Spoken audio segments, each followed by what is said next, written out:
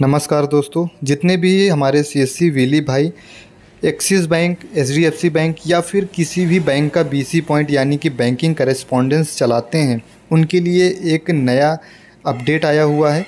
क्योंकि अभी तक ये देखा गया था कि प्राइवेट बैंकों में जो एवरेज बैलेंस का कमीशन था वो नहीं मिलता था, लेकिन अब नए अपडेट के तहत आप लोग जो अकाउंट ओपनिंग करते हैं 2500 से 5000 से 10,000 रुपये से जो सेविंग अकाउंट ओपन करते हैं एचडीएफसी एक्सिस बैंक में, आईडीबीआई बैंक में, उनके लिए लेटेस्ट अपडेट आ चुका है।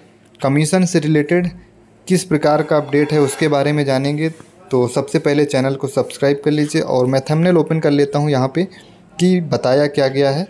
थंबनेल पे यहाँ पे देख सकते हैं कांग्रेचुलेसन, ये एक्सिस बैंक की तरफ से सीएससी ने ट्वीट किया है, कांग्रेचुलेसन।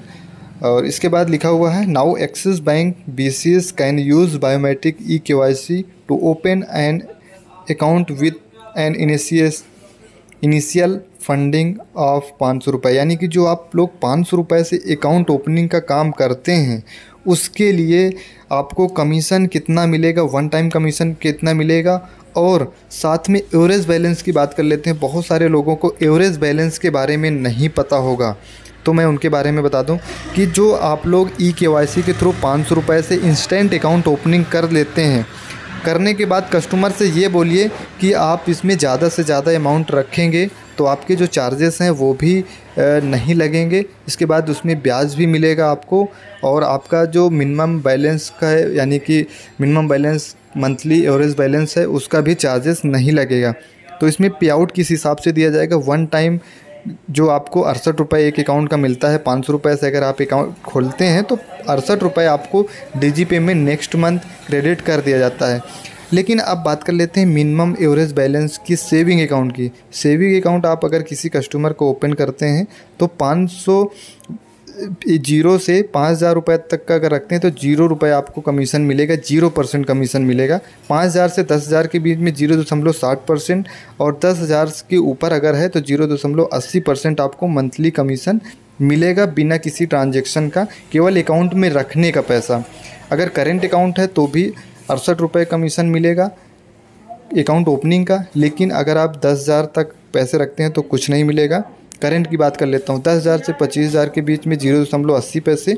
इसके बाद 25,000 से ऊपर है तो 1.20% यानी कि 1.20% कमीशन आपको देखने को मिलेगा।